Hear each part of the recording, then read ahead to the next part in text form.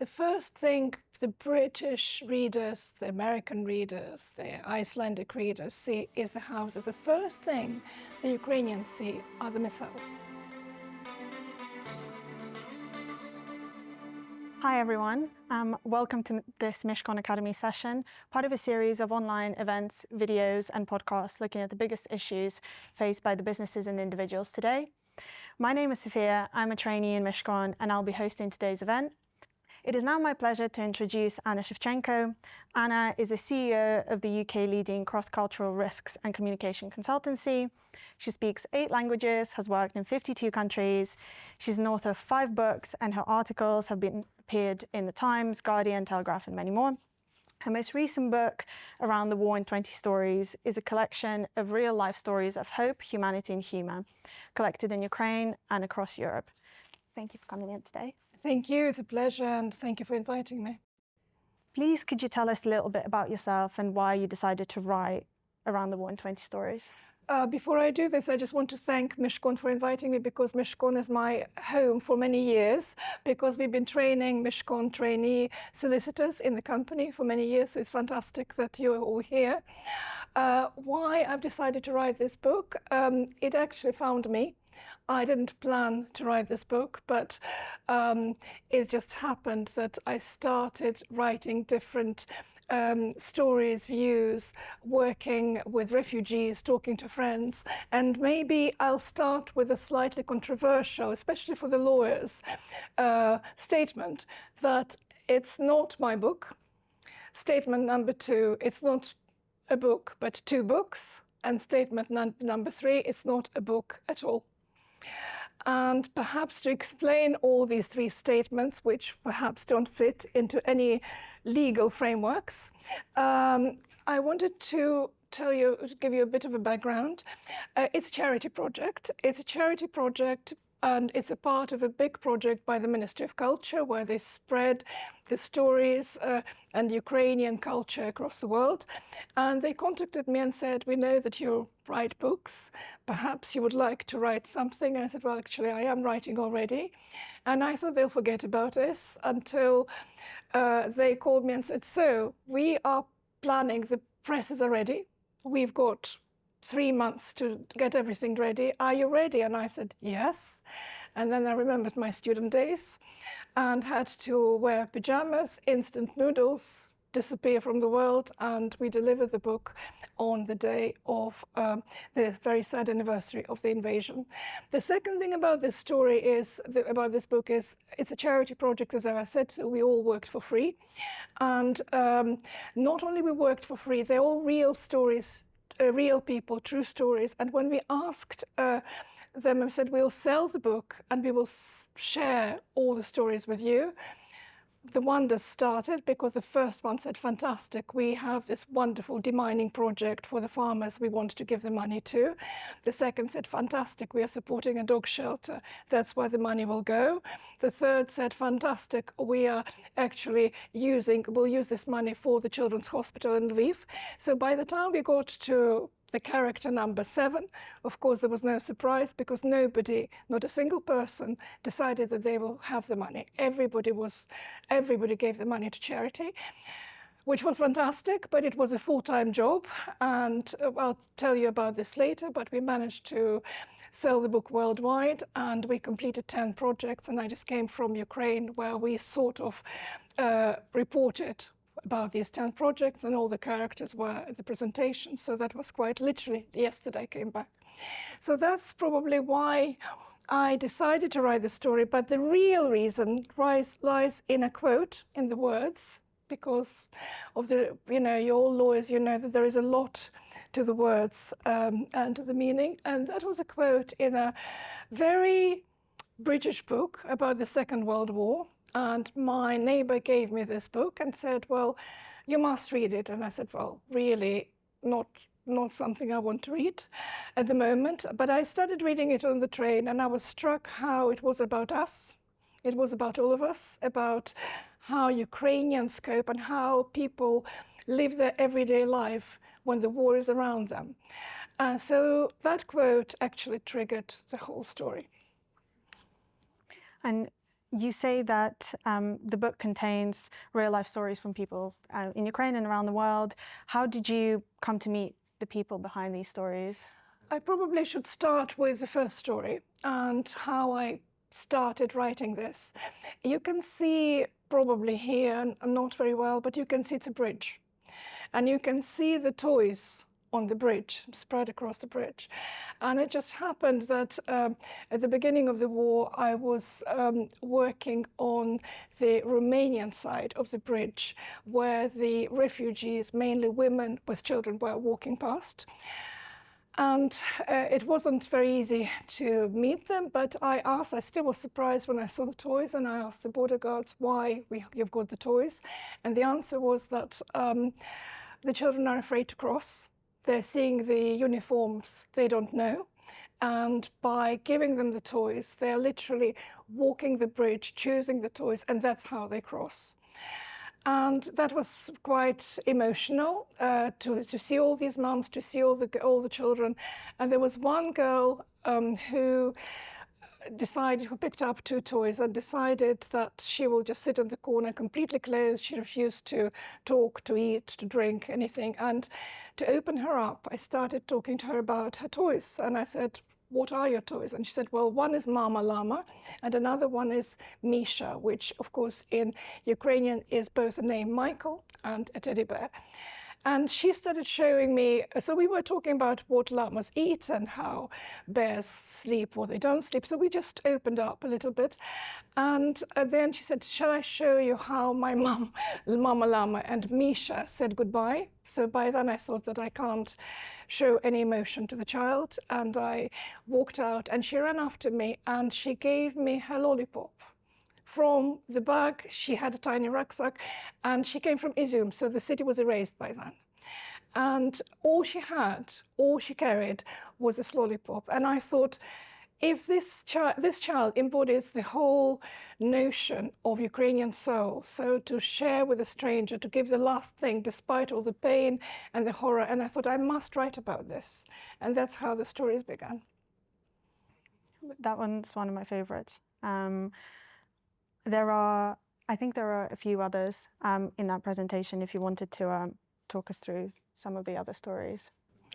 I'll show you maybe some stories. Instead of telling you the stories, I'll show you the photographs which sum them up. And this story is of a girl who actually said that she stayed with somebody else, but she stayed with me, and I have this painting as a present. And the girl was one of the Ukrainian champions in horse jumping in trials. And what happened was that her horse was released from the stables when the stables were on fire in Bucha in the first months of the war. And that saved the horse because the stables really burned down. And when she stayed with me, you could see that she was missing this horse dreadfully and worried sick. So I gave her painting by numbers, and the story is called Painting by Numbers. And I gave her the painting of the Thames, of a pair holding hands, and just the embankment with nice lights, you know, and very romantic story. And she looked at it for a while, and she said, can I choose my own colors? And I said, of course you can. And when she gave me the painting, I didn't even click at first until I showed the photograph of the painting to her father in Ukraine. He said, you realize she drew the war.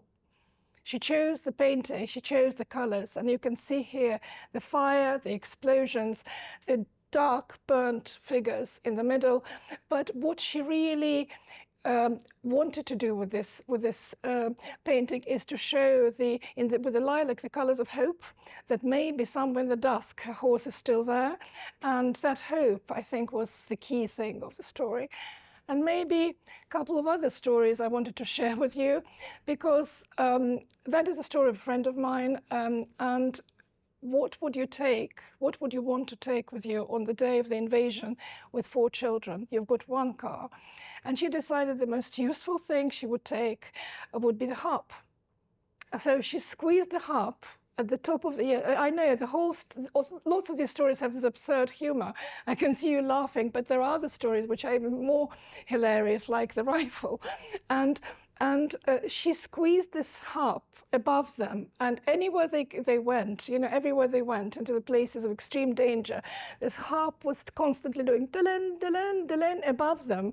And there's this absurdity of humor and the harp and how this harp saved their lives. That was an extraordinary story, and I won't get into details, but when you read it, you'll understand. And this is this real character, this Victoria, and she's the head of the literary agency in Ukraine, and she asked to give the money to support Faktor Druk, which is the printing works, which was bombed by hit by the Russian missile, with 50,000 books burned down.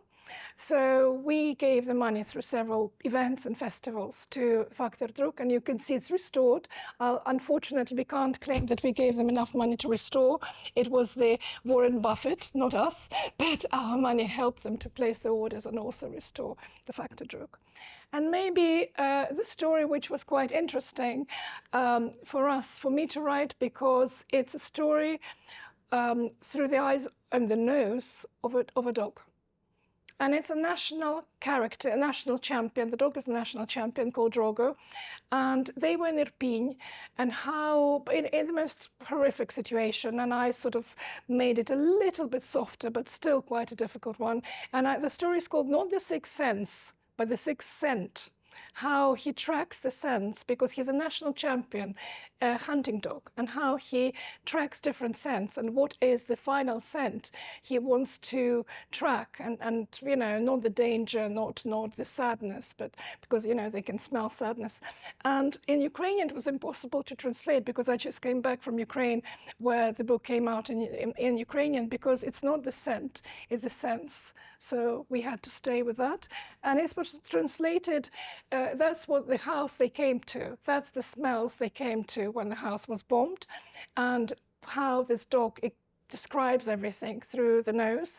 And that's the shelter near Irpin, dog shelter, which they're supporting. But what was very interesting, when I sent the story to his owners, there was this silence for a week, and they did not come back to me.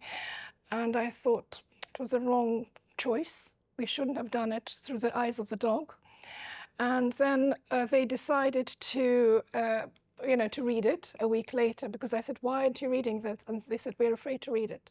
We're afraid to relive it, basically.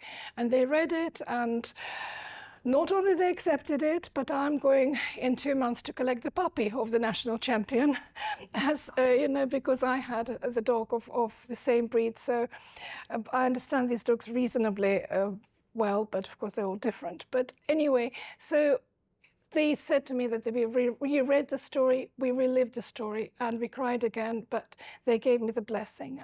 That's a story. That is a very interesting story called The Book.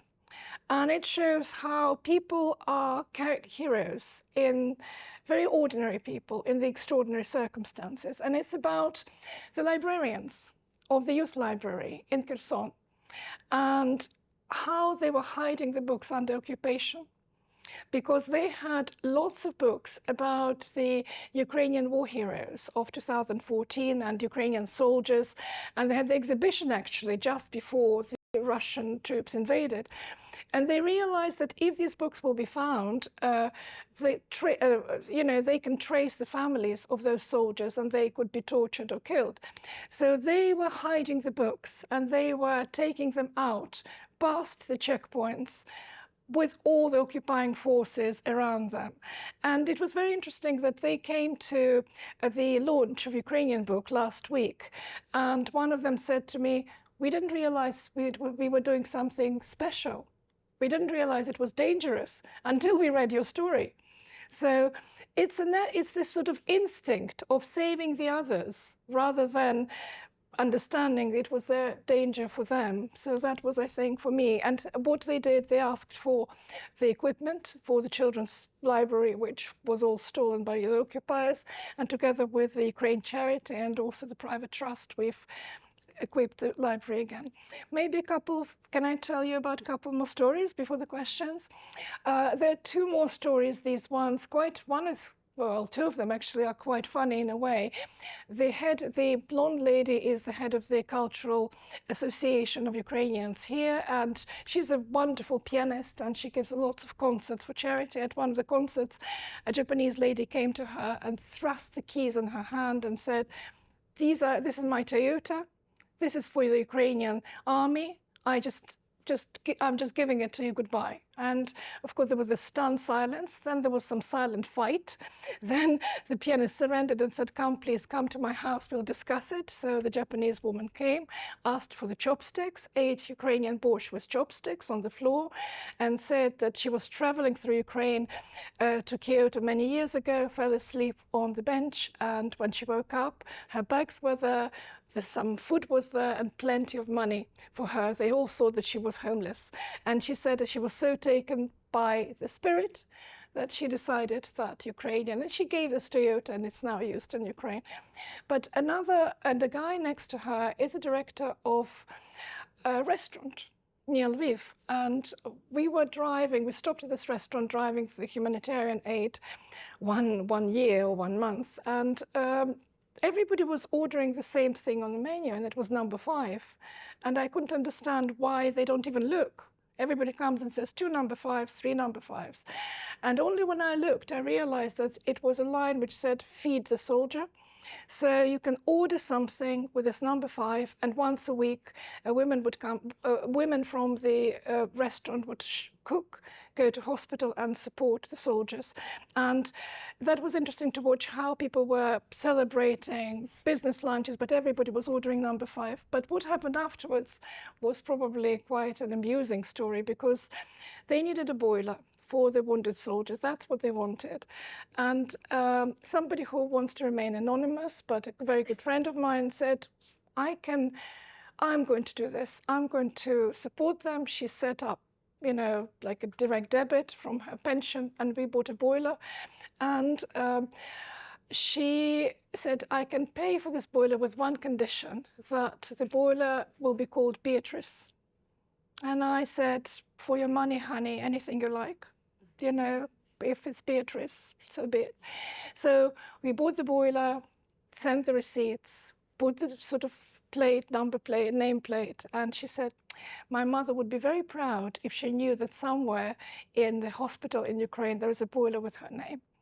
So there you go. We had some of the stories there, and you can read, I think, some of the stories. I'm thrilled the director and the founder of the Ukraine charity is here, because we mentioned them there, because 2 of the projects were done with their help, and we are just doing small projects. They're doing projects for millions, and I'm very proud that we were associated with them. But you see, the projects were very different and very emotional, and it was great honor to be participating with them through the book. But that's probably it, apart from a very simple thing. We ran the social media campaign called Simple Maths, and it was a very simple campaign, really. If you buy 3 books, that will enable us to buy 2 tourniquets to send to stop blood, to stop, from the wounds. And if you buy 2 books, it's 1 Celex, it's a special bandage which stops bleeding in 30 seconds. So basically, you're reading, you're giving a book to your friends, and also you're saving lives. And the result was quite good, I would say, because we've sent a lot of the medical supplies to different units at their requests. And the doctor from one of the units called me and said, we need to meet when we are in Ukraine. You're in Ukraine. And he said that I just brought 2 wounded soldiers to the main hospital because they're severely wounded. And then he paused and said, but without the tourniquets of your readers, they wouldn't be here at all. So the readers made all the difference. And talking about the readers, I just wanted to mention one. I can talk about lots of readers, but there is a lady in the white sweater reading this, and I'm telling the story with her permission, because I think she's probably, for me, the most extraordinary reader and extraordinary hero. The name of this lady is Lady Rose Cecil. In the passport, she is Lady Rose Cecil. It's she, and perhaps if you know your history, the British Prime Minister Lord Cecil was the British Prime Minister in the 15th century. So she's that lady, Rose Cecil. But for the second year running, she drives the ambulances at the front, on the front line in the most dangerous, the most short part of the front line. 2 years running. And for me, it was a great honor to meet her and to give her a book. And she ordered some for her friends in Britain to explain. She said it shows what Ukrainians are going through, but for me, she's probably the best reader. And to maybe to end up the stories, I mean, I can talk about each of them for a long time, but I know that there are questions and it's a conversation really, rather than telling you about the stories. But it's in Ukrainian, the characters of the stories can be translated as heroi, or which in English means heroes. And for me, they're not just characters. All these people in the stories, for me, they're true heroes without realizing this. Like these librarians who said, we didn't realize we were doing something special. We didn't feel it was dangerous. Only now we understand it was. So that's what the book was really about. Okay.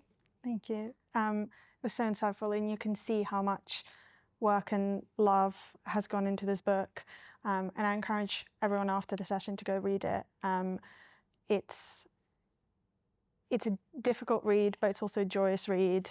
Yeah, I couldn't recommend it more. One of the themes running through the book and kind of running through your presentation is the collaborative effort and spirit to kind of that made this book come to life and that make Ukrainians go on with their kind of day-to-day life.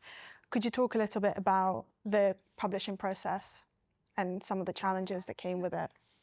For this, I have to go back to the first page because I need to ask you all, what do you see when you look at the cover? What is the first thing you see, apart from the title, obviously? At the bottom side, what would you see? Houses and books. Houses. The first thing the British readers, the American readers, the Icelandic readers see is the houses. The first thing the Ukrainians see are the missiles. Yeah, and that probably sums up the cover. And also you can see that some houses are without the windows. Our wonderful designer, Nadia, when she was designing the cover, her flat in Kharkiv had suffered the explosion and the windows were blown up. So that was the first part of the process. But also the key thing is that this book was published under shelling in Kharkiv. Kharkiv is the capital of Ukrainian printing. Lots of books for the country are printed there. And how I know, and it's 40 kilometers from the front line. And we are not allowed to mention, the address or the printing works for security reasons. But when it was printed, we had the chat on the chat about the paper, quality of cover, varnish, all sorts of technical stuff. And suddenly the designer texted the printing work saying, "Are you still alive there?" And the answer came back, yes, we had 90 windows blown up, but we are still printing and we will make sure that the book will be is delivered to Britain on time. So that's how the book was printed on time. Those who delivered to the UK did not charge a penny. Nobody, though we tried to pay for petrol, nobody. And on the day of the invasion last year, it was presented to 100 organizations. We started with this, 100 organizations which helped Ukraine a lot, and we were talking about National Archives who saved the National Archives, the British Library, the Royal Opera House. There were lots of, and of course the volunteers, and Ukraine Charity was there as well. And we thought that that would be a small thing, maybe locally, maybe for Britain. We are down for the last 28 books, which are now like gold dust. They all sold out. The furthest they went were to Iceland, to the Minister of Foreign Affairs at the request of the ministry, and the farmer in the Northern Territories of New Zealand. So it was quite an interesting exercise, and they definitely went everywhere. Global reach. Global reach, yeah, without any advertising, by the way. So it's just word of mouth. People were reading and passing them on and asking to buy. When reading the book, and you and I have discussed this, I think another thing that really comes across, and something that I think makes us Ukrainians so unique, is how we use humor to just cope with everyday life and stuff that people are going through right now. How important do you think overall humor has played in the last 3.5 years? It's everywhere. When you go to Ukraine, you don't know whether to laugh or to cry. And I had somebody who read the book, a British historian, and she texted me and said, I was crying and laughing at the same time, and I didn't know what to do first. And I think one of the stories which you liked as well, Sophia, is to give you the sense of this absurd laughter, is the story of a rifle. And it's a true story of my relatives, two women in their mid-80s. One can't see very well, one can't hear very well. And they were moved to the village outside Kiev at the beginning of the war. So the family was hoping that they would be safer there, which of course was not the case. And their neighbor, a young boy going to the territorial army, brought them the rifle and the bullets and said, this is for you for self-defense in case there is an attack, and left. And every day, these women started with thinking, where would they hide? Should they hide this stupid rifle? Because if they can't shoot, but at least they have to hide it. So the first day was a wardrobe. The second day, no, it will be found. Let's shove it under the car, which is not moving for years. No, let's dig a trench in the garden. And so their whole days were spent doing this. And at the end, they ended up going to the basement 5 times because they would forget the key, the torch, anything. And they removed all the jams and the pickles, and they put this rifle behind those jams. But of course, the biggest challenge they had and they faced was to remember afterwards where they hid it. So they started writing notes. So, it's the absurdity of quite a lot of funny situations. And I think the funniest was the Naryady na Gorodi, whether they were dressing up for their allotment. And it's an absolutely true story of the story, was a story of a mom of a hairdresser in Paris, a Ukrainian multi-award winning hairdresser, who decided after the French Fashion Week to give her mom the juicy couture, very posh sport suit and sweatpants, and she said, Mom, how are you? And she said, oh, I'm fine, but it's too hot to wear this juicy couture suit in July on the allotment. And she said, Mom, why are you wearing this? Wear your swimsuit? And she said, no, I can't, because we have got our wonderful soldiers nearby and they've got the reconnaissance drones. And of course, I don't want to distract them with my stripy swimsuit because they need to do their job and they have to do the reconnaissance and not look at me working on the allotment. And this is the humor, everyday humor, which is absurd, but also it's the reality of life. And also what she showed me a photograph, which every Ukrainian will understand, but will be quite difficult to decipher for people here. And all the photographs, by the way, are in the books, all the true stories and all their photographs. And a photograph is of a bathroom where a bed is a pillow and a duvet in the bath. Then next to it, there is an axe. There is also the hairspray and a tiny, tiny Yorkshire Terrier. Deciphering for Ukrainians is easy because you have to have the rules of 2 walls. When there is an attack, you have to be away from glass, from windows, in case you're hit. So that's why many people sleep in the bath during the night instead of going to the shelter. The axe and the hairspray were, of course, for self-defense. These are the only 2 things she found. And she decided that the Yorkshire Terrier will also be barking loudly, so she trained the dog. And this is the absurdity, but at the same time, the reality. I was told by a friend of mine in Kiev 2 days ago, very proudly, she said, "My dog learned a new command." And every time I say this, she does the right thing. And the command is 2 walls. So the 2 walls meaning hide away from from the blast. So, and she was so proud of it. She said, all I have to do is say 2 walls, and she goes straight to the place where she can hide. And that's the reality. And she was very proud of how quickly the dog learned the command. I highly recommend everyone reads The Rifle. It reminded me, as I said to you, very much my grandmother's. It's exactly, I can picture it. That's exactly the conversation they would have.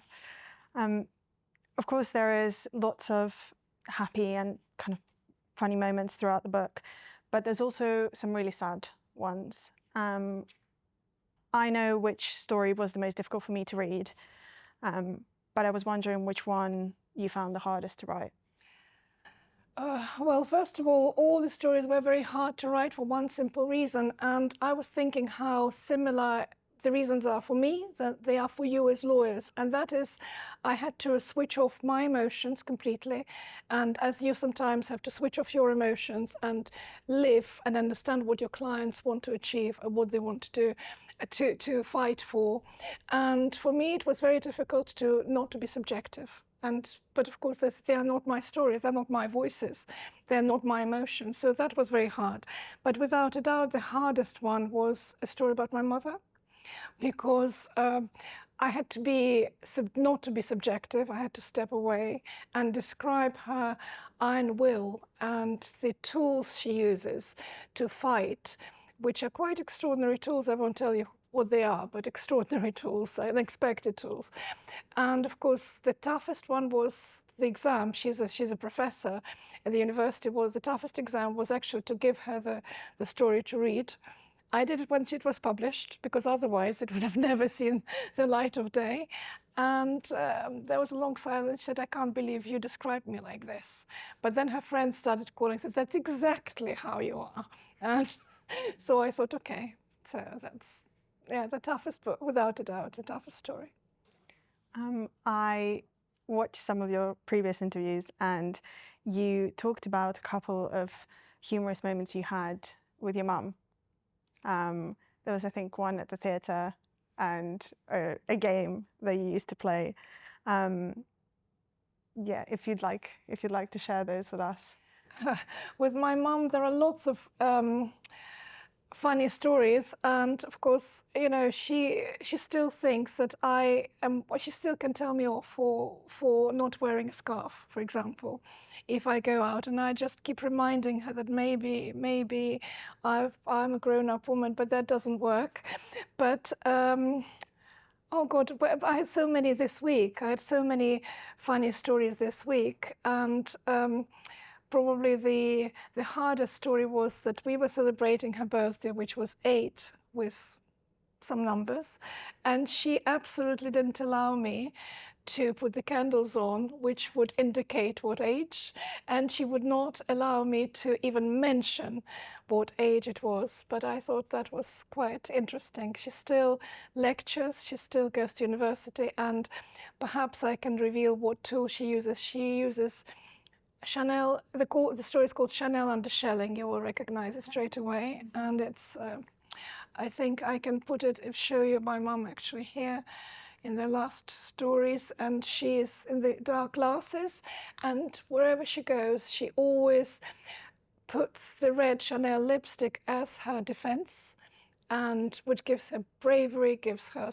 smile to support somebody, because her students were killed, and she still carried on supporting them. And the funniest, probably, why I'm telling you this, because in Kiev she said to me, "Where is your red lipstick?" I said, "I'm sorry, I haven't brought it." She said, "You wrote about it, so you'd better wear it." So that's what I have all the time. Just some of the things you say remind me of my mum. Let's just leave it at that. Are there any stories that you have heard of since you've published the book, or ones that didn't make it to the book? Yes, yes. There's one story I heard last week, and I'm it's a very funny story, but it sums up Ukrainians, and it's sad that I didn't hear it before. And it's about a woman who you heard about the harp, that one woman took a harp with her. Another one had to evacuate very quickly, and she didn't know what to do with her parrot. And it's an absolutely true story.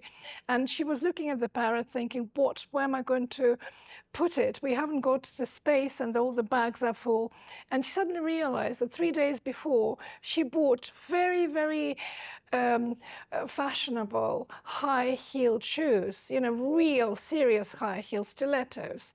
So she took stilettos out of the box, put the parrot into the box, put the stilettos on, and that's how she was leaving and evacuating, with the parrot in the shoebox from very expensive shoes, in the stilettos, with the rucksack, and 2 children, and a suitcase.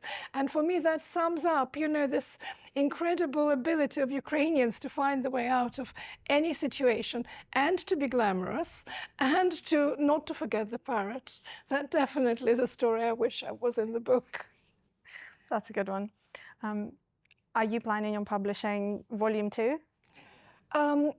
People ask me about this quite a lot. There was so much went into these stories that I don't think I will write about stories around the war, but I would love to write about what happens after the war and how people cope and rebuild. And I definitely will write an article. Hopefully it will appear next week, about the grammar of war, about how the language changed in Ukraine. And I have seen it, when somebody says to you 2 walls, for example, everybody would know. If somebody says to you "Prilit," before it was arrivals at the airports. Now "Prilit," which doesn't mean arrival of the plane at the airport, it only can mean one thing, and it's something really deadly hit the house or the person. And I think I'll also write about what silences mean in Ukraine at the moment, because you go into a cafe where people are just chatting, and it could be trendy hipster cafe, and suddenly you turn around and everybody's standing because it's 9 o'clock. And at 9 o'clock, everybody in Ukraine, everything stops, traffic, conversations, and it's a minute of silence every day. And it's quite poignant to see, because people are chatting and normal cafes. But I actually have a couple of photographs from Kiev from last week. Is it okay to, yeah, and maybe to give you the taste of Kiev, literally taste, that everybody has an app on the phone which shows what is flying, right? And an air alert. Again, this is Ukrainian humor. I had breakfast with a friend, and she said, nah, your app is not good enough. Mine is better. Yours shows that it's a ballistic missile. Mine shows the type of the missile and whether we've got time to finish breakfast or we really have to go to the shelter. So mine is so much better and smarter app. So you see, even in the situations like this, and also in the middle, the chocolates in a very posh, patisserie are made as the anti-tank boulders. So they're very tasty, by the way, but this is just to show you how the Ukrainians find the way to smile in very, very difficult situations. And these, I don't know how to show this as a video, this one, but you have to trust me that if I show you the left picture with the flags as a video, it's a sea of flags, absolute sea of flags. Every flag means a life lost, and every city has the flags like that. And it's an absolute, I would say, main square, like from here to Holborn, that the whole thing is covered, and they grow every day, and it's their reminder. And for me, probably the most poignant thing I've seen traveling and going to Ukraine, in the last 2 years is that picture, and that's near Irpin and near Kiev, and that is the cemetery of rusty cars, you would say, but they're not rusty cars. It's not a cemetery. They are the cars of the families that tried to escape in March from, to evacuate, and every single car had a family which was shot, with children and wives and fathers and grandparents. So this is now near Irpin on the way from Kiev, and everybody stops, and it's now a monument to, to a memorial to those who died. But what absolutely, it's surreal in Kiev or in Ukraine that you go past and yet somebody is walking the dog, or a woman is holding the phone telling her son what to have for lunch. So there is this tragedy, and yet there is this reality of normality. But then, I really like the quote of Alec Russell, who is the FT editor, who wrote about Ukraine, and he said, you go and see the cafes, you go and see people chatting and laughing, but don't be fooled, because it's just an illusion. Everybody has lost somebody. Everybody has got a story to tell, and a grief. And I was in the taxi, and the driver, we were talking about traffic, and then suddenly when we arrived to the destination, he picks up the phone, and without any comment, without any explanation or reason, he shows me a video. He said that was 2 nights ago, and from his window you can see how the kamikaze drone hits another house 3 houses away, and explodes, and we don't need to say anything.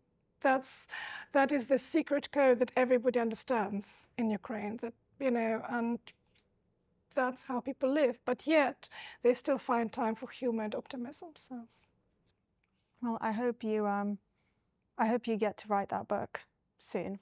Thank you. I will. I started thinking about it already. And I hope, for all the Ukrainians, I hope that also comes sooner rather than later. I think we will now turn to questions.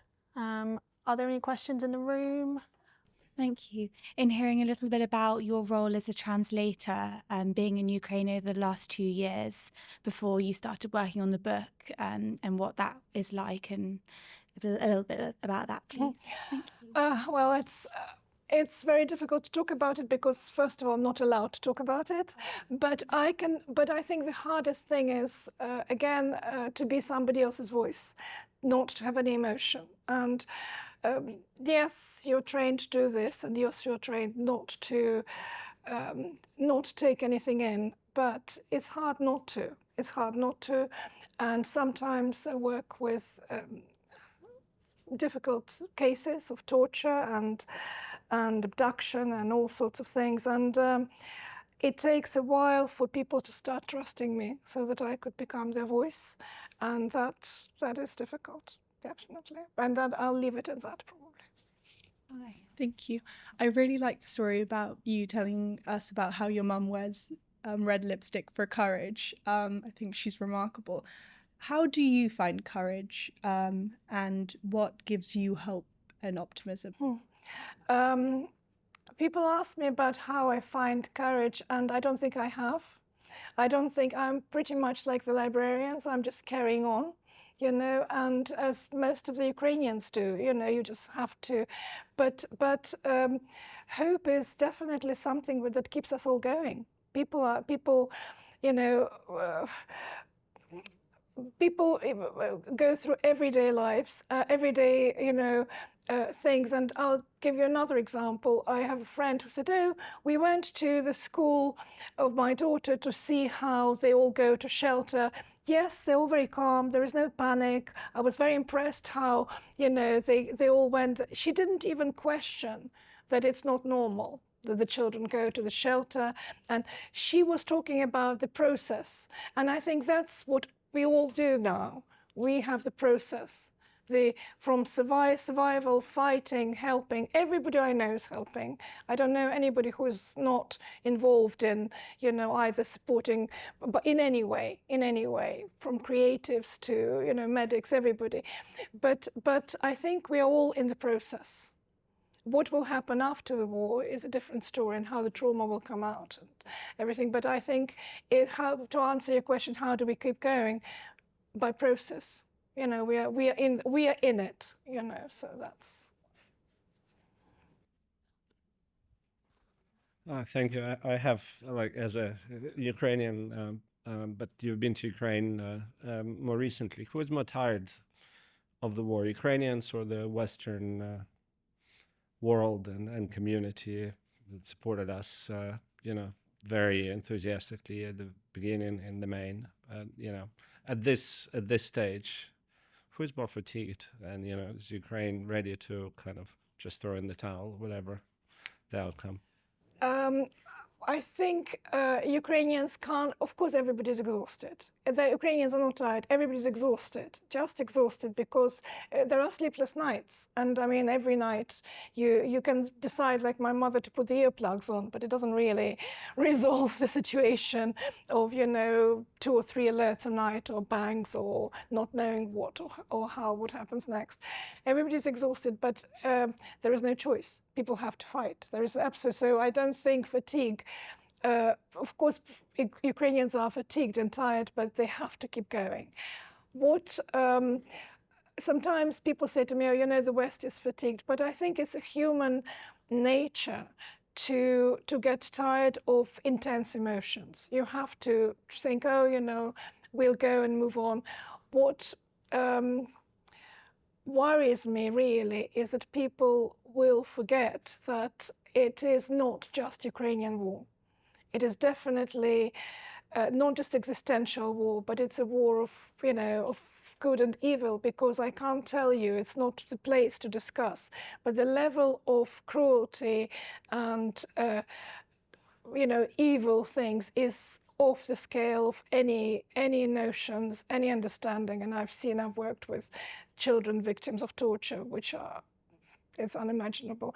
And I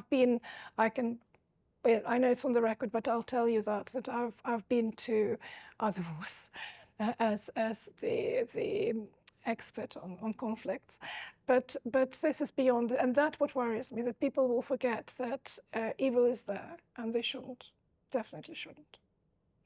Anna, what keeps you going back to the Ukraine? Is it that you have family there? Do you ever feel tempted just to stay within safety, or are you also always drawn back to your country? Oh, always drawn back, there's no question. And I start with going to my favorite haunts. I mean, this time, of course, I went because the book came out in Ukrainian and I had to report on the projects we've completed.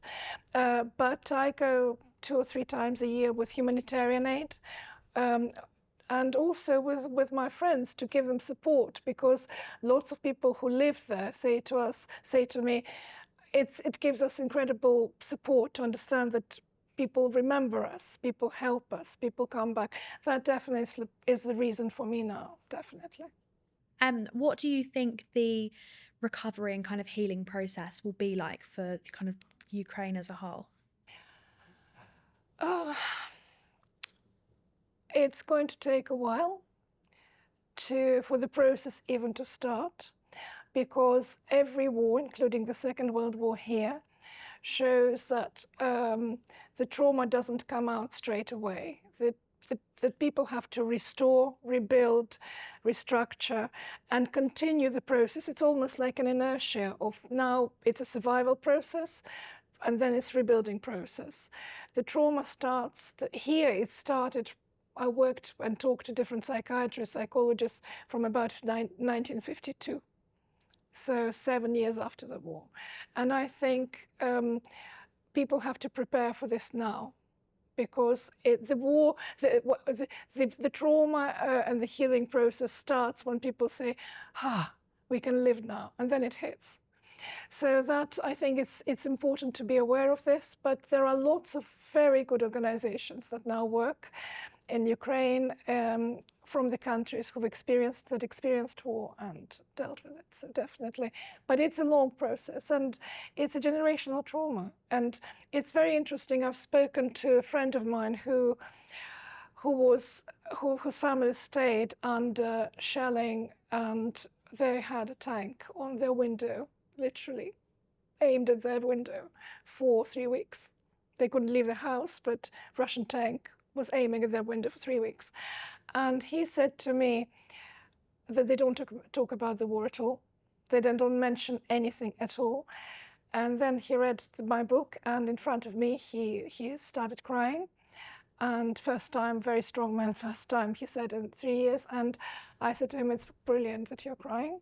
And lots of people said to me in Ukraine that it's a therapy book. That's the book, they're reliving it, but then the emotion comes out. So I think it's very important for the emotions to come out. At the moment, everybody is stumpf. This is a question from online, and it's from somebody who used to work at Mishcon, who you may know, Marianne Fuller. So Marianne said, one of your other beautiful and poignant projects, Rucksack, was said to be healing the future of Ukraine. Can you share some background on this project? Yeah, it's a shame I haven't got the photographs. It's actually started. It's a project I didn't plan to be involved in at all. It started from that little girl who gave me the lollipop, and I realized that all the children who were crossing the bridge, they had their tiny rucksacks with them, and all their possessions, dreams, hopes, memory, everything was in those rucksacks.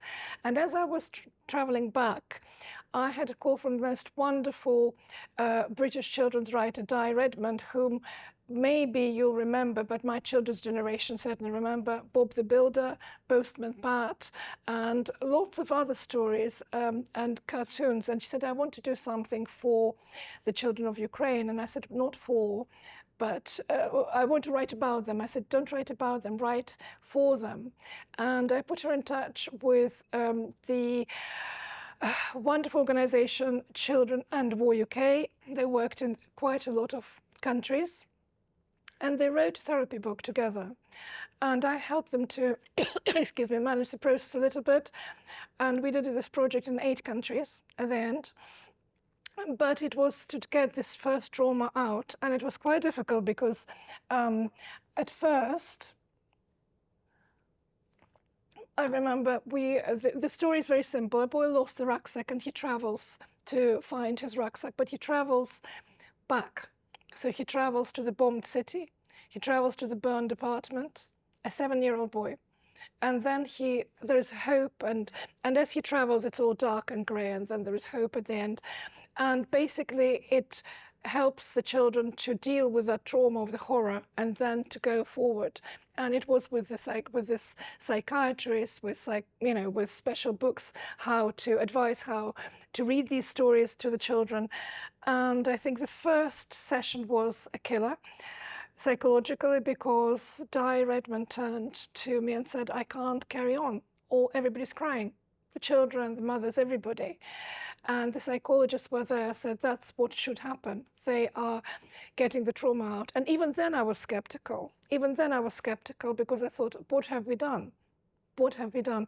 Until we started getting feedback, and the mothers were saying, he's finally sleeping through the night, or she's not afraid to go into her own room. She doesn't want the light anymore. So there were these things, but also, of course, there was the special booklet for the parents, how to talk about this. But I think the most extraordinary and useful thing that happened to this project was that these children started bringing these books to their schools in Brussels, in Poland, and in Britain to tell their story, so that other children would understand what they'd gone through.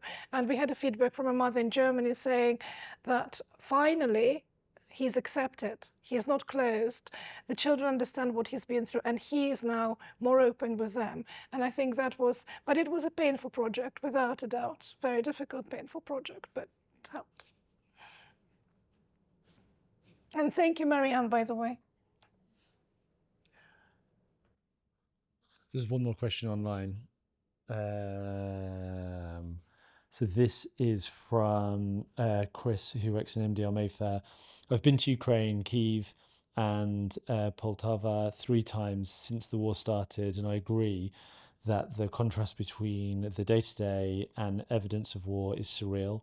I'm 39 years old, and I stood out like a sore thumb, especially in Poltava, as many men my age are few and far between. I worry about how Ukraine will change politically when the war is over. Can the current Ukrainian political class really find a long-term solution to end the war? And should there be a people-led change to help with the transition? Well, that's not probably a question to me, but to the politicians.